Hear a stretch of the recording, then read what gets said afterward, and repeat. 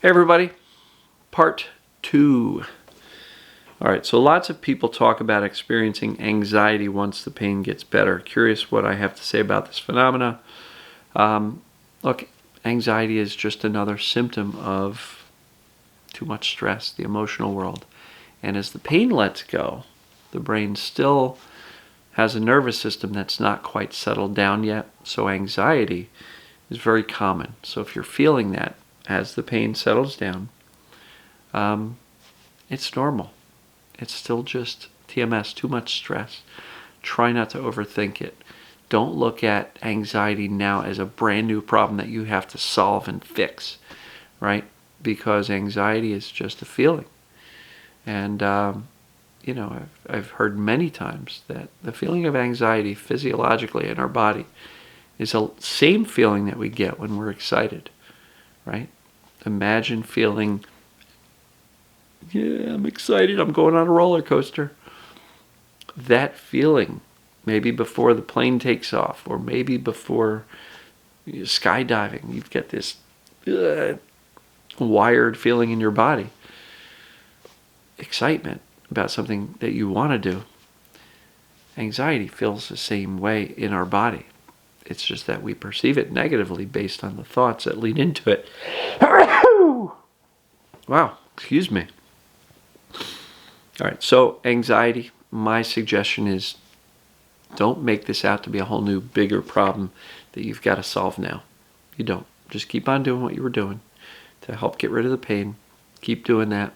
Allow yourself to be anxious. Take a so what attitude. You wake up feeling anxious. Okay, so what? Whatever. Today's an anxious day. Move on with your day. All right? Anxiety is not dangerous. So, somebody asked, doctors named my sitting pain both tendonitis and a damaged or irritated nerve, and a bunch of 5 other disorders. And the doctor freaked me out for a long time until I met my pain specialist. He said, now that you know your diagnosis, did your doctors treat you or helped you any further? And the answer was no. He said, what's the purpose of giving you a diagnosis that did not help you get better? You might try a different approach. And now he's on to the whole TMS world. So that's a good thing. Let me see if I can find his question. Yeah, asking about a relapse. It's hard to come back to the state he used to be in because things were going well. And after this relapse, he fell to a different depth. Yeah, I'm not sure he had a question there. More observations, but if you had a relapse, get back to emotional discovery, soothing yourself. If you're uncertain about whether or not it's TMS, go back and do the, maybe learn a little bit more, pick up another book, read through it again. You might see something a little differently that gels with you differently. Do the assessments again. Nail down for sure, yes, it's still TMS, I still have TMS. Then you get right back to the emotional discovery, soothing, and mindset. And try not to react to or freak out about these relapses. Let's see. Fear of exercise and also anxiety about traveling. Those are really 2 questions. Fear of exercise is very common. I had that for a long time. Sarno says resume activity when the pain has subsided enough, right? Because you can definitely try to jump into it too soon and scare the crap out of yourself. So go slow, be patient, and just get moving yourself a little bit at a time. And even if the movement or the exercise created a little bit of a pain flare, don't respond to it with freak out. Just know, that's the safety and fear about the movement that's creating the pain to spike, not so that I hurt my body. So you got to keep the clarity of what TMS is. It's created in the mind, and doing things that are perceived as scary may cause the pain to spike. And if exercise is scary to you, it may cause the pain to spike. But remind yourself, my body's fine, I didn't injure it. Let it settle down, and then you'll realize that you're no worse off than you were before the exercise. And through repetition and gentle forward movement, you'll get over this fear of exercise. Anxiety about traveling. I just did a video recently, how we view the world, or thoughts are how we view the world. And, maybe the anxiety about traveling has to do with plane flight and you're scared of flying. Or maybe you are anxious about traveling because of the fear of what if I have major pain flare-up. Well, I had that happen. I was in Cancun with a family vacation with my wife, my son, and my son's friend. And at one point I couldn't even get in the taxi cab. The pain was that bad.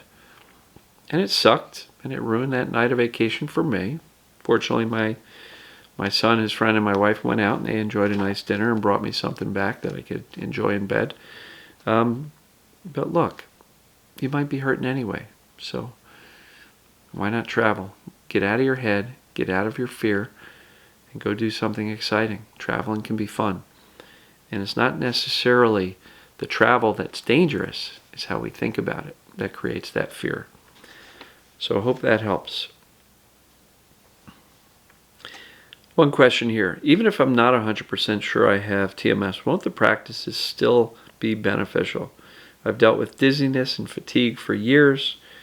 Everything you say about pain in terms of fear and focusing on it, anticipating and catastrophizing is absolutely me, but instead of pain, I feel that way about dizziness and fatigue. Same thing holds true. Doesn't matter what your symptoms are. There's no end to the crazy types of symptoms that TMS can create. But if you've done the assessment, you understand what TMS is, and you know you're freaking out and catastrophizing about this dizziness and this fatigue, it's not going to let go, right? Because the brain will hold on to whatever we place the most focus on. So the brain connects these things that we place most attention on. If all you're doing is freaking out and catastrophizing about fatigue and dizziness, it's probably going to stay wired. So what you want to do is try to shift your focus away from it. Yes, you stand up, you get dizzy, it's absolutely going to get your attention. But instead of going, oh no, you can also be like, whoa, here we go again, that was wild. And then move on with your day, right? Do what you can within the limit of your symptoms to keep going. Smile, laugh as much as you can, find opportunities for joy. I know it's scary. I know the fatigue sometimes floors you and keeps you in bed, but it's all TMS, too much stress. And stressing about things that are created by and made worse by stress is like pouring fuel on the fire and wondering why it won't go out. So anything you can do to turn down the volume on your stress, particularly about the symptoms, that's going to help you. Questions. Why do some symptoms linger longer than others? I've managed to relieve some symptoms while others seem to stick around and not respond to anything I do. Life, that was one question. Life is good. I've lowered my stress level significantly.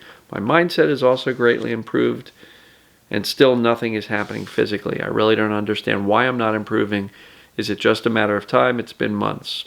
Okay, so why do some symptoms last longer than others?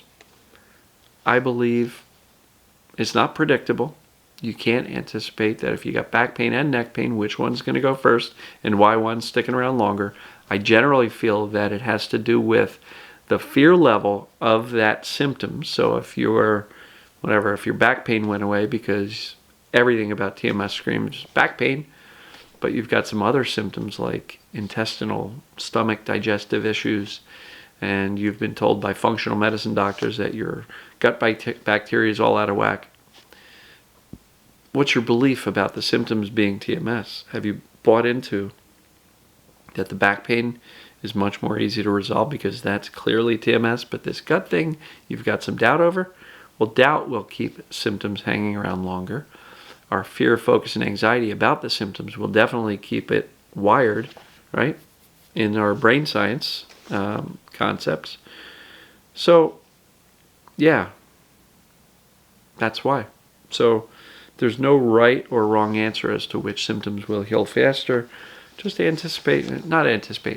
evaluate what your fear levels are surrounding these symptoms and what your belief level is in your ability to get rid of them with the TMS approach. So let's see here.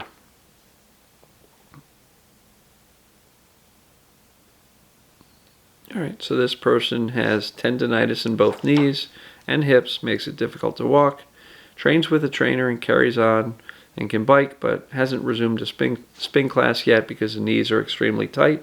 Most stubborn of the symptoms. Really trying to get to my emotions, and I think I used wine to block the emotions. Even just a glass numbs me. I know what I'm doing, and yet I still reach for that comfort glass to stop the emotions. Sometimes I'll just take a walk after dinner instead of drinking a glass of wine with dinner. It's part 2. Part 3, I can't stop myself. All right, I'm going to get to that afterwards. Look, tight muscles, tight joints, lack of movement can create that. TMS absolutely will create that. So there's nothing there as far as this being a stubborn symptom. If you're constantly training, you're hyper-focused on how these joints and knees feel and hips feel because you're training, and you're also trying to do this TMS work, and by constantly focusing on, wow, my knees are really tight and it's really stubborn and they're tight, tight, tight, and all you're doing is thinking about how tight they are. Again, brain science. How well do you think these symptoms are going to let go?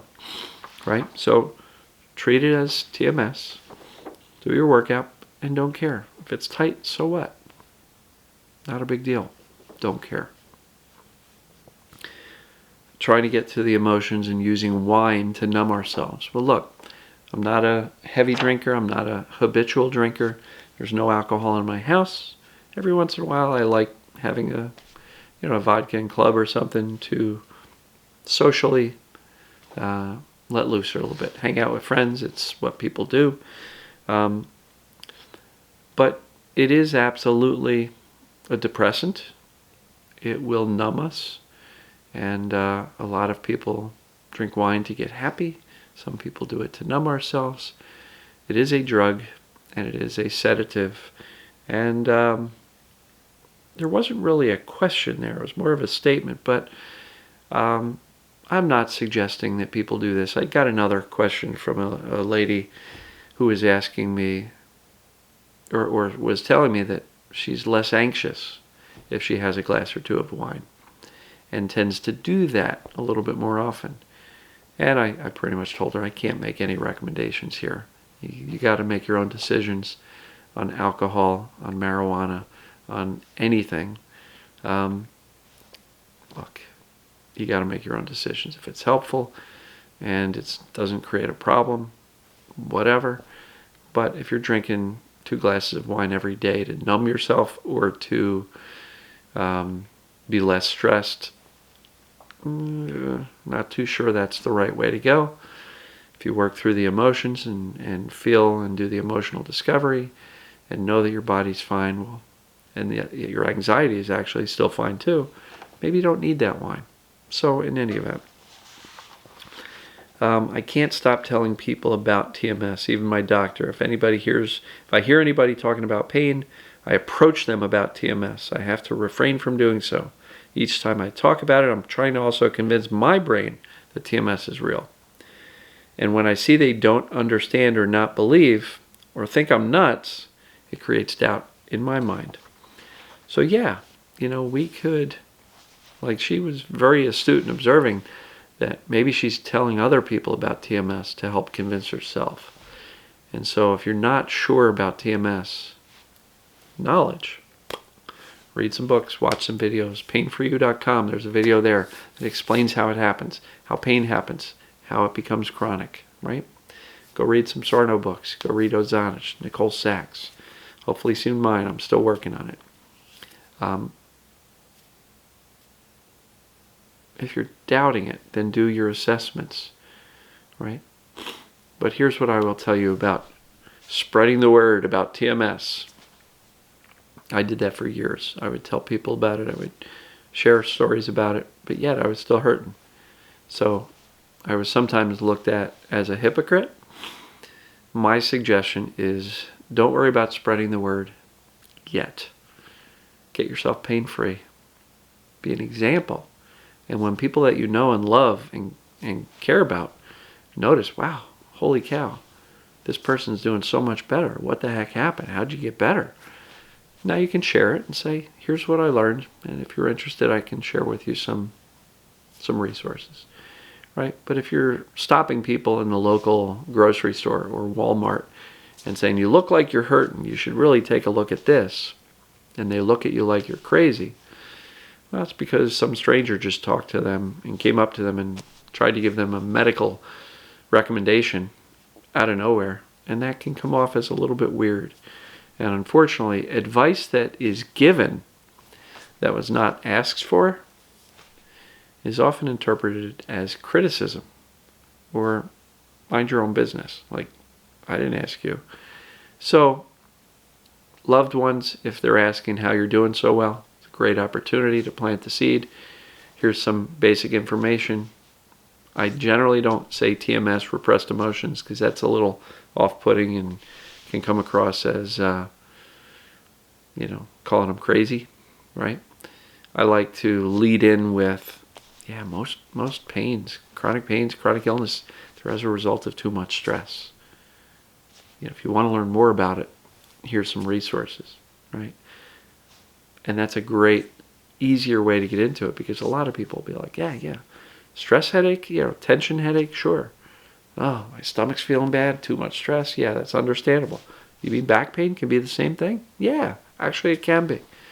And so that's a way to lead into it. But don't feel you've got to spread the word, especially if when you're not well received, that creates more doubt in your mind. So guys, thank you for all your questions. If I've missed them, drop me an email at questions@painforyou.com.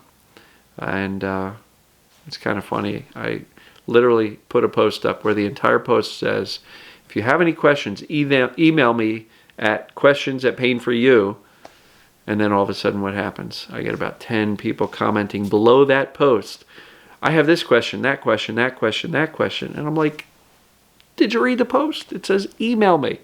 It's easier for me to gather them there. So next time I do this, I may actually turn off commenting so that everybody actually listens and emails it to me. For everybody who emailed me, thank you. For everybody else who commented, shame on you. In a fun way. No problem. But anyway, thank you all. Appreciate you. Love you. And we'll see you in the next video. Thanks for these questions and allowing me to do these Q&As. Talk soon. Thanks.